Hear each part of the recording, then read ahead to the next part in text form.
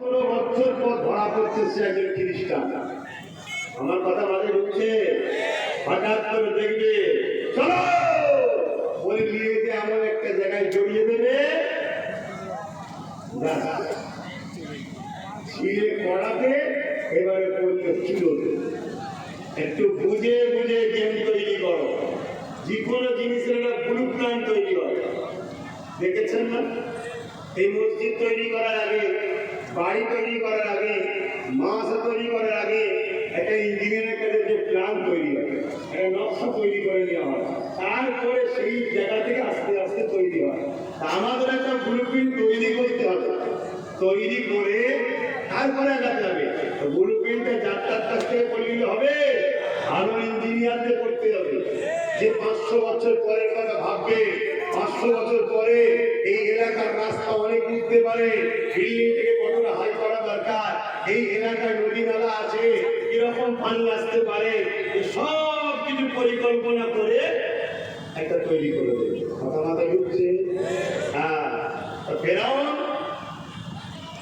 মুসা নবী, আমি আর পরিবর্তন দিকে গেলাম না, কথা বুঝলেন? আমি ডাইরেক্ট চলে এলাম, কেন আপনাদের এখন খুতবায় গেলে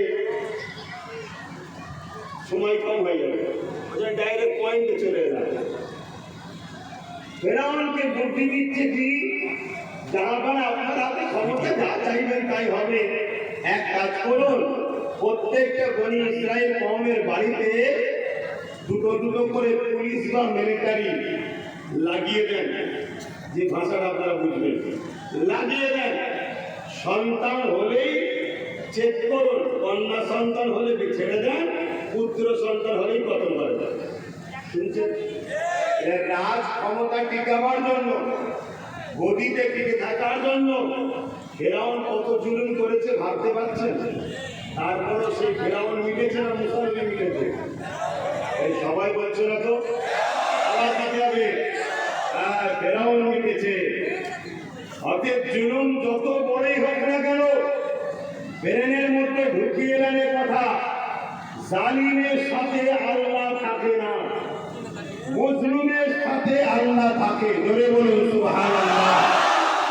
আর এটাও শোনেন, কোন মুসলিম দাবিদার যদি জুলুম করে তার সাথেও আল্লাহ নাই। যদি অমুসলিমের উপরে জুলুম হয়, ওই মজলুম সে আল্লাহ মানে না, কিন্তু সৃষ্টি তো আল্লাহ, আল্লাহ তাকেও এই বিপদ থেকে উদ্ধার করে। কারণ আল্লাহ মজলুমের সাথে থাকে, জালিমের সাথে থাকে না। জোরে বলুন সুবহানাল্লাহ। আর এখানে যুগে যুগে 100% সত্য কথা, ইসলাম আর জুলুম একসাথে থাকতে পারেনি। এই যুগে যুগে আমরা দেখছি ইসলামের উপরে জুলুম হয়েছে, ইসলাম কখনো কাউকে জুলুম করেনি। উপরন্তু জালিমের হাত থেকে মজলুমদের বাঁচাবার জন্য ইসলাম তার পরিবারের লক্ষ লক্ষ বাচ্চাদেরকে শহীদ পর্যন্ত করেছে।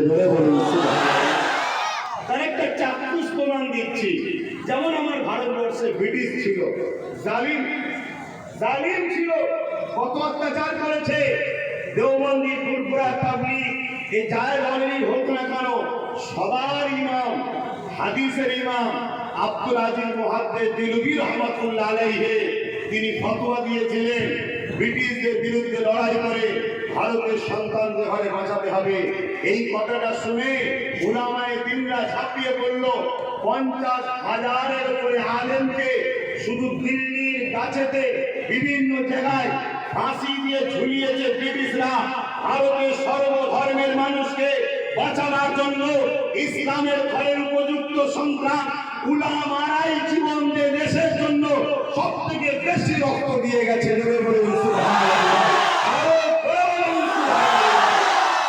ইসলাম কখনো জুলুমের সঙ্গে সম্পর্ক রাখতে, জুলুম আর ইসলাম এক জায়গায় থাকতে, হ্যাঁ এটা মনে রাখবেন। আগুন আর পেট্রোল এক জায়গায় হলেই বিপদ, ইসলাম আর জুলুম কখনো এক জায়গায় হতে পারে না। মুসা আলাইহিস সালামকে কতল করা, বাচ্চা জন্ম হলেই কতল করো। ফেরাউন কথা মতো ঠিক বললো যে হ্যাঁ ঠিকই বলেছিস, দে সবাইকে দে। বাচ্চা যে হলেই, পুত্র সন্তান হলেই মায়ের সামনে ফেরাউন কতল করছে। ভাবতে পারছে? কি করুণ দিন গেছে।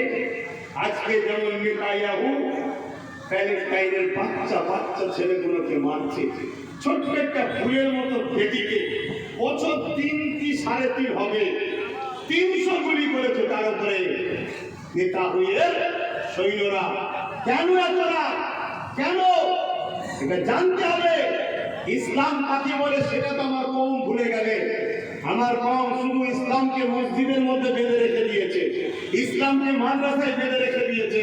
সংসার জীবনে ইসলাম নেই, সমাজনীতিতে ইসলাম নেই, অর্থনীতিতে ইসলাম নেই, রাজনীতিতে ইসলাম নেই, রাষ্ট্রনীতিতে ইসলাম নেই, পরিবার নীতিতে ইসলাম নেই, পুরুষত্ব নীতিতে ইসলাম নেই, মানববন্ধন নীতিতে ইসলাম নেই। আরে ইসলামকে সব জায়গায় রাখো। ইসলাম যদি সব জায়গায় থাকে তবেই তো তোমার সমাজ শান্তি হবে। আজকে আমরা আমাদের সেবা